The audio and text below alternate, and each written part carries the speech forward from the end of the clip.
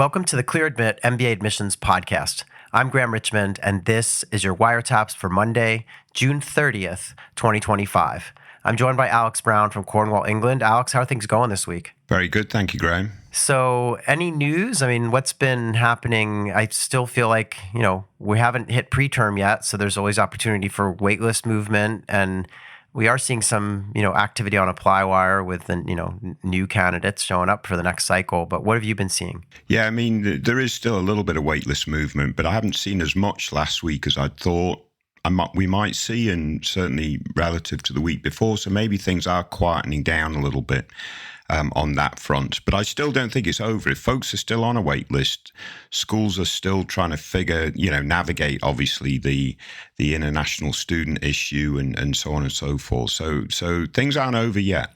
Yeah, I would sit tight. I mean, speaking of international students, just the latest in the, kind of Harvard against the government sort of saga and just visa stuff in general. So as we said last week, the visa appointments are now open again. They have a slightly different process where they're doing these social media checks of any candidates as well. But those appointments are now open again. So that should be hopefully allowing candidates to go through and get their get their visas and come to school. But I do think, because of this delay, as you say, there may be movement with wait list if somebody can't get things done in time. The other good news was that I'll read you a quote from the Harvard Crimson.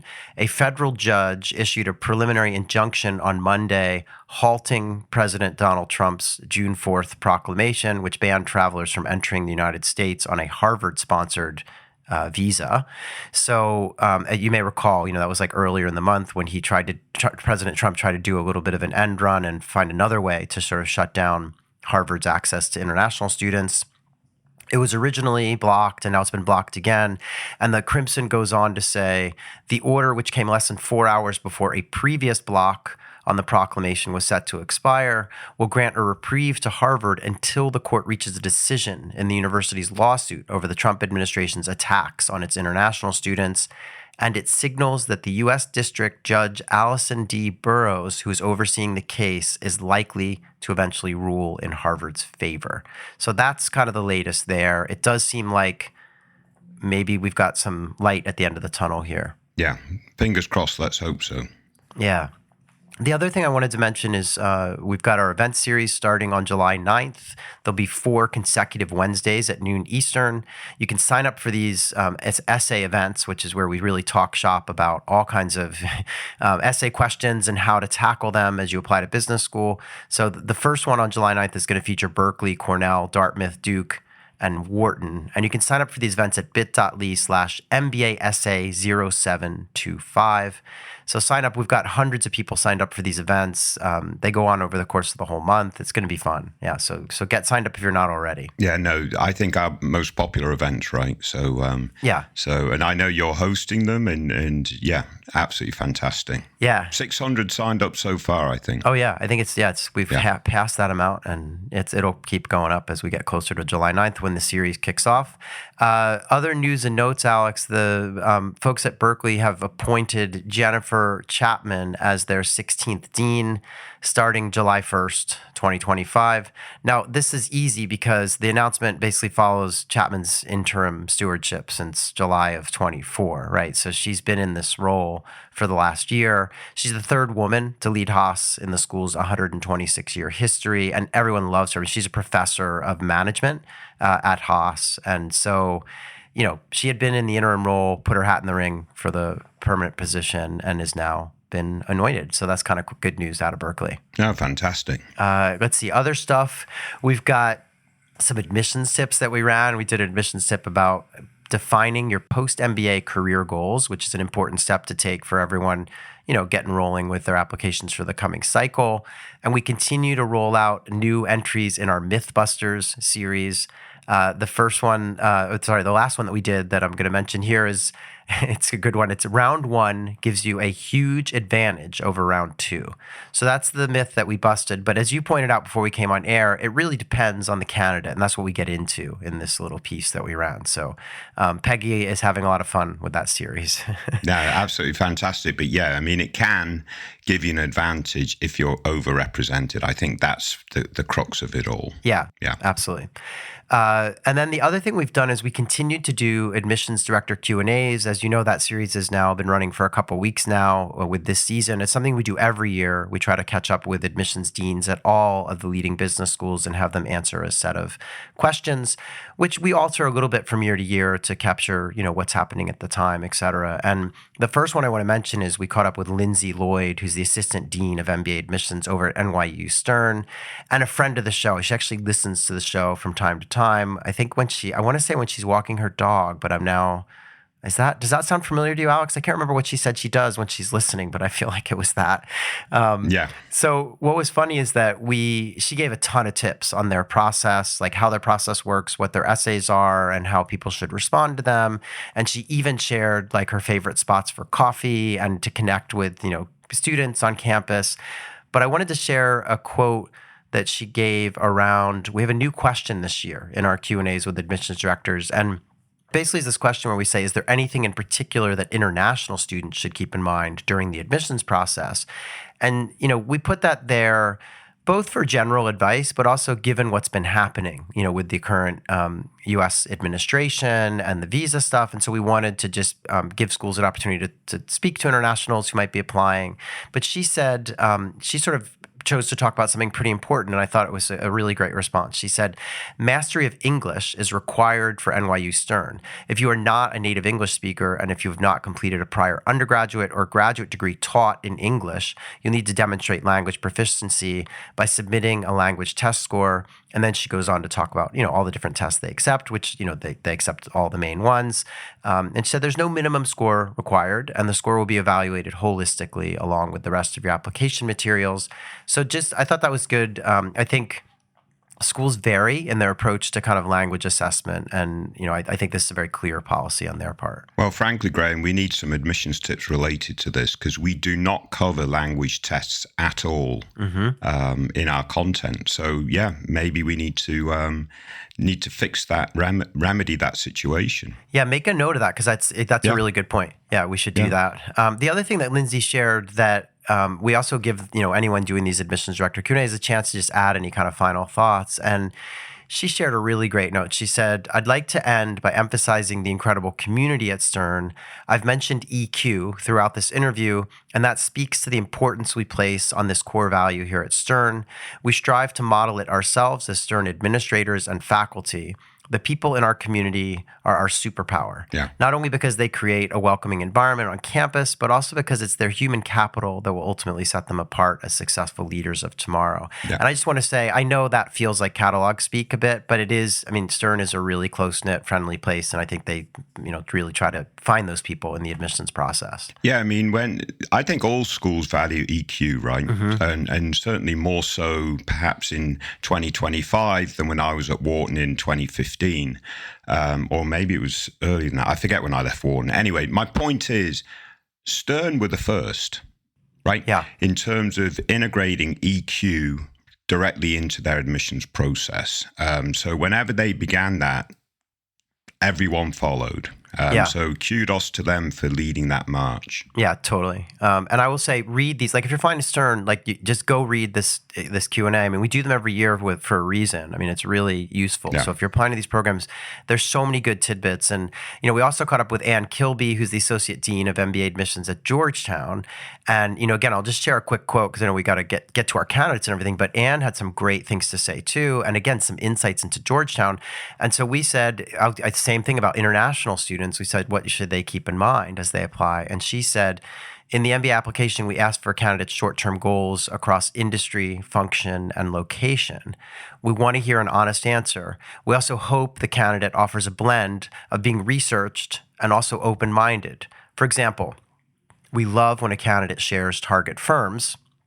However, it can be limiting if the candidate is too narrow. We use the short-term goal response as one way of determining if Georgetown McDonough is the right fit.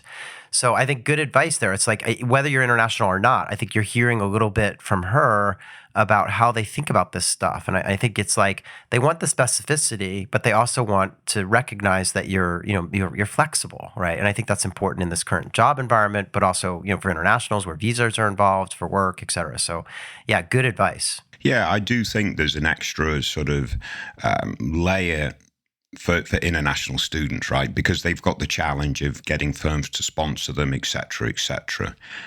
So obviously demonstrating that level of flexibility is good, but I would say you have to demonstrate that level of flexibility off the back of really deep research into what you really want to do and why you're getting the MBA. So it's certainly not an excuse for having 2 or 3 different ideas that are, somewhat randomly selected, right? I mean, having flexibility should be a function of deep research into your career planning. Yeah, and I think, obviously most of these programs are STEM and, you kind of automatically get the right to work for 3 years in the U.S., but then ultimately the employer is going to sponsor. I mean, that's what you want to have happen is the employer is going to sponsor you, you'll get an H-1B, et cetera. So, and I think just having a good head on your shoulders and some flexibility instead of saying, I want to do this and these are the only 2 firms I would work for, that's risky. Yeah.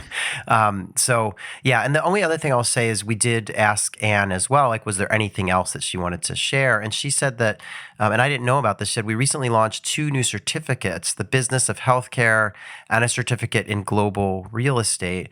Both certificates take advantage of Georgetown MBA's multidisciplinary focus on considering business and. In these examples, we're focusing on the intersection of business and healthcare or business and real estate. I'm excited to plant the seed that we have other certificates in the works as well. So there's more to come there. But I thought that was interesting to know. And that is one of the benefits when you get an MBA from a large university with a wealth of resources in multiple disciplines. You can kind of combine things. And that's what she's sort of stressing there. Yeah, no doubt. Fantastic. Yeah. So the other thing that I had before we talk about this week's candidates is we caught up with an alum as part of our Real Humans Alumni series. We caught up with this guy named Shoma Yasuda, who is an IESE grad from the class of 24 and works as a consultant at PricewaterhouseCoopers. He's 35 years old now, was originally from Nagoya, Japan, and studied at the University of Osaka for undergrad, had worked, this is really interesting, had worked in maritime shipping for like 8 years before going to business school, and then basically left to go do the MBA and is now at PwC. And so I thought it was interesting, what his story was. And so we have this question where we say, well, how did you choose to attend business school and like why? And he said, to develop problem-solving skills and build networks. Prior to an MBA, I worked as the project leader on a decarbonization initiative in the shipping industry. And to further accelerate decarbonization through skill enhancement, I sought to acquire knowledge through an MBA, build networks in Europe where renewable energy development like hydrogen are at the forefront, and engage in discussions with MBA peers worldwide on decarbonization and climate change in business contexts. So he successfully made this pretty big pivot, and he recognized that Europe was a kind of cutting edge place for this stuff, and so that's why he went to IESE.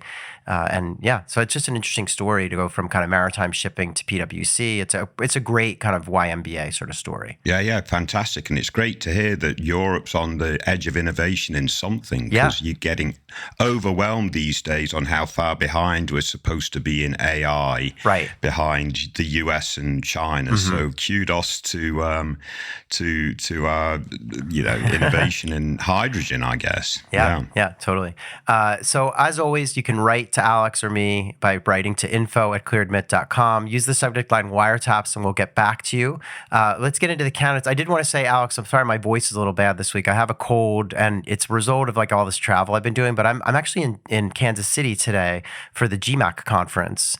And, it sort of runs most of this week, and it's a lot of fun. As you know, we talk about this every year, but it is super hot though in Kansas City. Speaking of decarbonization and climate change, and it's just 100 degrees here every day. It seems like, but in any event, and obviously you're going to go out and eat some barbecue, which probably isn't the best food to eat during a heat wave. Yeah, but I know. Well, I'm hoping the place is air conditioned. Yeah, we're having a little party and some barbecue, and Yeah, I will say Kansas City is it's really nice. Like I'd never been, and it's exceeding expectations so far. So in any event, do you have anything else, or should we talk about this week's candidates? Let's kick on. All right, so this is Wiretap's candidate number 1.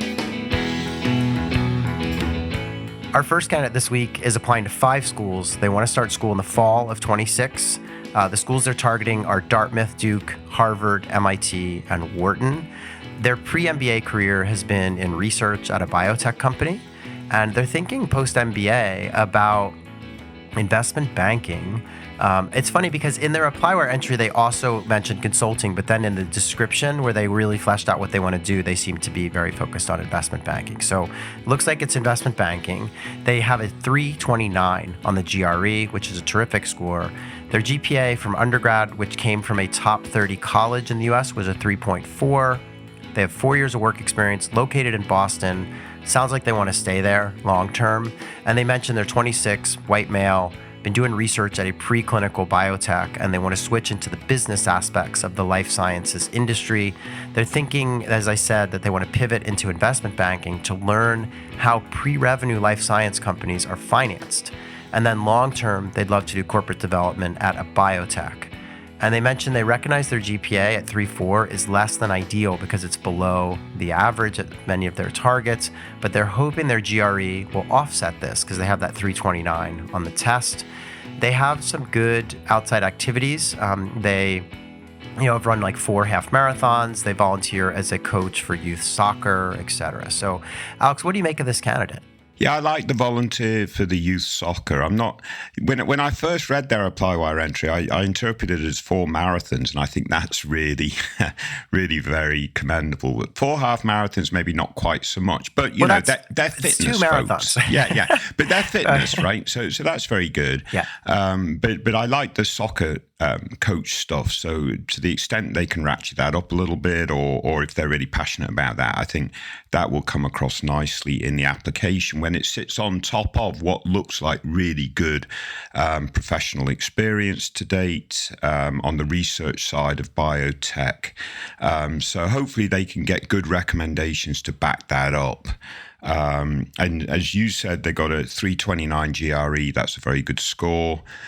Or at least it's going to be at average or just a little bit above for most schools, maybe a point below the very, 1 or 2 schools. But 329 is very good. They're a bit worried about the 3.4 GPA. The context surrounding that is they walked on to be part of the rowing team or whatever it might be. Rowing is quite popular in Boston. I assume that's where they went to undergrad, and I forget what that river is, right? The Charles. The Charles, right? Yeah. So my point is, if they can provide just a little bit of context around that 3.4 GPA, I think they should be able to mitigate that. And I like the professional experience. I like the goals, Graham. I like the sense that they want to do investment banking to learn the finance side of, however they explained it, right? Pre-funded biotech. Yeah. And their goals related to biotech, et cetera, et cetera. So that side of the application is super strong. Their professional experience, their goal focus, their GRE, just slight tweak on the 3.4 GPA perhaps. I think overall a strong candidate. Yeah, I tend to agree. And I think that it's another, we heard earlier about the guy who, was in shipping and went off to business school and had a really good kind of YMBA. And I feel like this fits in that regard of like, hey, they have this expertise, but they really want to get on the business side of it. And they were pre-med and undergrad in terms of the course track that they took, which is why they're, working in biotech and stuff. But so they've had quantitative coursework. I think, they should be able to convince an admissions committee that they can make this pivot into investment banking. And I would think an investment bank might be interested in having someone on board who has this kind of industry knowledge. It seems like a logical plan to me. And I love the long-term goal. And I think this is a strong candidate. And I also was really happy to get the context around the GPA, which at 3.4, nothing to complain about, but it is a little below the average at some of their targets. And so their ability to just talk about being a walk-on for the crew or rowing team at university will help. And they had an upward trend. It seems like they got better at juggling those 5 a.m. wake-ups to be out on the river. So, yeah, no, I like this candidate. Yeah, it turns out they're quite a good rower too, right? Didn't they? They were a silver medalist in some national contest. So that's right. So good success there too is obviously really helps. Yeah. So I mean, what rowing does show, right, a high degree of dedication, right? This is not a sport where just because you're super talented, you can just walk on and score goals and stuff like that, right? I think rowing really is one of those sports that requires a lot of serious dedication to be super successful. Yeah, agreed. And it's great teamwork. Yeah. And when we had our MBA fair in Boston, I went for a couple of runs in the morning along the Charles. And I mean, all the folks were out there rowing crew. And, whether it was like, Harvard or Boston College, they all have their boats and they're, it's clearly like a serious team sport. Yeah. So in any event, I think this person has a lot of qualities that are going to be appealing. And I would just encourage them to, as you said, like just briefly explain the context on the GPA. And I think it needs to be something along the lines of, look, while I recognize my GPA is a little below the average in your class profile, I want to just give some context. I was a walk-on for the crew team. And, it took me a while to get to become adept at juggling all that stuff and had an upward trend from junior year on, et cetera. So I feel like they'll be fine. Yeah. They should just explain that. GRE obviously suggests they're smart and stuff, so they should be in good shape. I would imagine their work product suggests they're smart too. Yeah, totally. Yeah. So in any event, I want to thank them for sharing their profile. Let's move on and talk about Wiretap's candidate number 2. So our second candidate this week is another like sort of healthcare person. They are targeting an intake for 27 though. So they still have like another year before they need to apply, but they're coming to us early for some advice. And they have 7 schools on their target list. And the schools are Duke, Harvard, Johns Hopkins, Stanford, Chicago, UCLA, and Wharton. They currently have been working as a research project manager for a top 10 academic hospital. And post-MBA, they're thinking about a pharma job. They list some companies like Merck, Pfizer, and Roche. They have a 3.86 GPA. They have yet to take a test, though, so that's something they're going to be doing. They've got 5 years of work experience. They're located in San Francisco. And they just mentioned that they're looking at 2-year full-time MBA programs, but also the sort of MS-MBA combo for biotech, life sciences, et cetera. And these vary from school to school, which is why they say et cetera. But so it's a dual degree that they're after. And they talk about how for their internship, when they're in business school, they'd love to work in hospital administration or health system consulting. They're thinking about large medical centers on the East Coast or West. And then in the short term, like when they graduate, they want to, and they have some really specific ideas here about like getting into a role like director of patient services or quality improvement lead or project manager for, a private hospital or the large public system. So they have a lot of like very concrete plans here. And they also talk about a long-term plan of being, kind of senior leadership in a hospital system, like a chief operating officer or even maybe a chief ethics officer. In their spare time, they do a number of things. They mentioned that they're a mentor for first-gen high school students. They've been doing that for a couple of years. They're also a pickleball league captain. We've talked about pickleball before on the show, and it seems to be of increasing popularity. And then the last thing they mentioned is they are a therapeutic riding instructor, and I guess they also maybe do some fundraising for this therapeutic riding program, and they've been doing that for more than 3.5 years now. So in any event, what do you make of this candidacy? Because it seems like they have a lot of ingredients. They also have time on their side because they're not targeting an immediate application. But what do you think of this candidate? Yeah, I think maybe they should look at Kellogg too in terms of their list of target schools. Mm-hmm. I love the therapeutic riding instructor bit. I mean, to be a riding instructor and a therapeutic riding instructor, that says something about this individual. I mean, I used to do some volunteer work therapy riding, but I was just leading the ponies around. So I wasn't the instructor and so forth. Yeah, well, for our listeners, like, what is this? Because I'm not familiar with this when I saw this listed. Yeah, so basically it's for folks that have some form of disability. They can, ride a horse or usually quite a small pony type horse. But the beauty of it is they have some freedoms when they're on a horse that they don't have in with their own sort of physical limitations, etc. Right? Okay. So it's very popular and it's very good for their mental health too, as you can imagine. So yeah, I think this actually. I mean, I'm biased, right? Because I'm a horse guy, but this really does stand out to me as an interesting extracurricular. And we hark on about extracurriculars when we're doing wiretaps and so on and so forth. But what extracurriculars do is allow what are already strong profiles to really stand out, right? This is the icing on the cake, as it were, and becomes more important, I would argue, for the very top schools that folks are targeting. So I didn't mention our first candidate. I used to be a Cox, right? So I'd be the guy in the back of the boat shouting at all these folks that are dedicated to their task. Oh, I didn't know that you used to row. Wow, okay. Well, not row. I used to be the Cox. Shout. Yeah, okay. Shout and steer and get thrown in afterwards mostly. But I really admire these folks with very dedicated extracurriculars. So I like that. And it just seems to me, like, as you point out, this person's targeting 2027, so it's a little bit earlier in the process of thinking things through. So maybe adding Kellogg to the mix would be one thing to look at. They've really got to ace the test score, whether that's the GMAT or GRE. Just give them enough time to resit the test if necessary. But I reckon that their work experience is going to be very strong, combined with the extracurriculars. Again, really good goals, all make sense, just like our first candidate.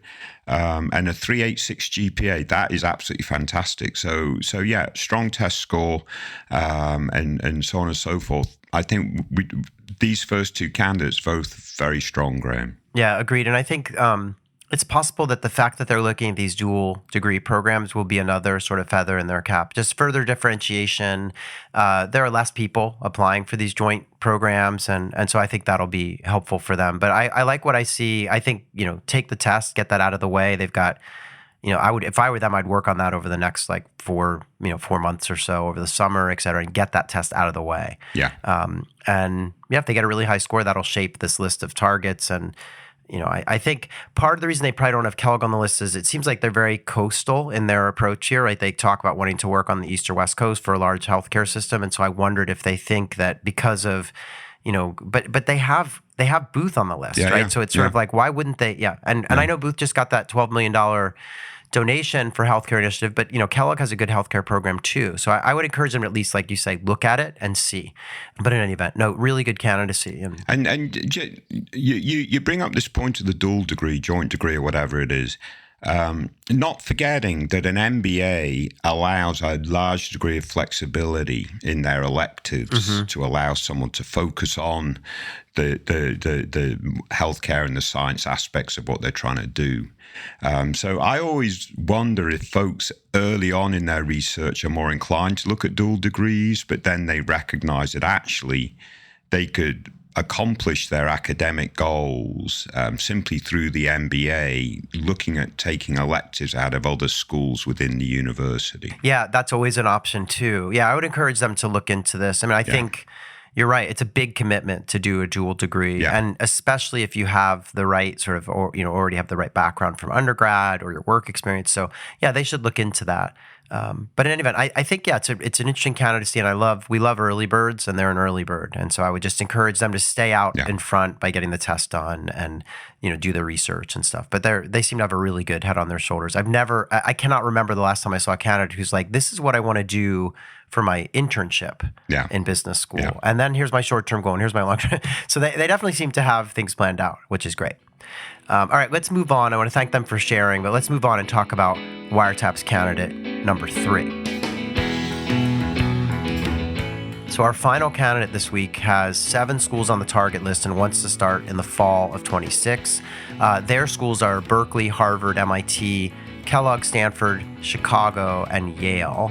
This person's based in South Korea.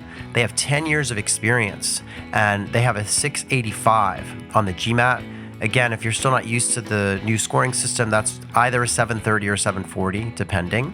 They have a 3.0 GPA, and they mention in the note to us that they're concerned about this lower GPA and a GMAT score that isn't particularly high compared to the average. That's their words. They also say that, I guess they've been working in the public sector, and they mentioned they've been responsible for planning, introducing, and operating new technologies, applying robotics, AI, and cloud services to their organization. They said that they think a key differentiator for their role is that they have planned, procured, and managed projects typically ranging from $10 to $50 million, which is quite different from a traditional revenue-generating role. Their top choice, they say, is Stanford, and they're wondering, do you think that the unique aspects of their profile, which it sounds like are pretty heavily based around their work experience, are a strong enough differentiator when they apply? So yeah, what do you make of this person, Alex? Yeah, they need to answer that first essay for Stanford, right? What means most to me and why? I assume Stanford still has that same essay. I haven't looked for next season. I can confirm they're going to use it again. So there's no evidence in their ApplyWire entry that they've thought through that, and that's to me a little bit of a weakness of their overall sort of profile, is we don't really know their sort of why MBA and post-MBA goals, other than it's technology related, right? So it would be good to get a much better sense of their planning and what they plan to do, and so forth. And that would then help guide them to identify the right programs for them, which may or may not include Stanford. It looks like their career, their work experience is really, really super strong. Huge projects, all in very topical areas like robotics and AI, et cetera, et cetera. So they're working on the frontier of where innovation is. So I think that's going to be really positive, but I'm a bit concerned that they've got 10 years of experience. So that really then will put the pressure on articulating fit for each of the schools that they target, because they're going to be a little bit of an outlier in terms of their career development, as well as the sort of why now aspect. So why after 10 years does it make sense to stop your career and go full time for a couple of years to pivot to do what, etc. So that needs to be better developed. Yeah, maybe the 3.0 is a little bit of an issue. I don't know. I'm not sure if there's grade inflation in South Korea or where they got their undergrad degree from. 685 seems like a very decent GMAT score, so I wouldn't be as worried about that. And as we talked about a little bit before we came on air, Graham, maybe they're actually better suited for the 1-year programs, the Sloan programs, or at Stanford, the MSX program, that typically targets folks a little bit more seasoned in their career and would allow them to return to their career sooner, and so on and so forth. So there may be some investigation in that regard that might fit this sort of profile a little bit better. Yeah, it's an interesting quandary, right? Because they didn't give us enough information, right? So or maybe they don't know yet, but we need more clarity around their plans, as you say. But just looking at the surface of it, I'm like, wow, 10 years of experience, that's going to be pretty above the norm for a lot of these full-time MBA programs.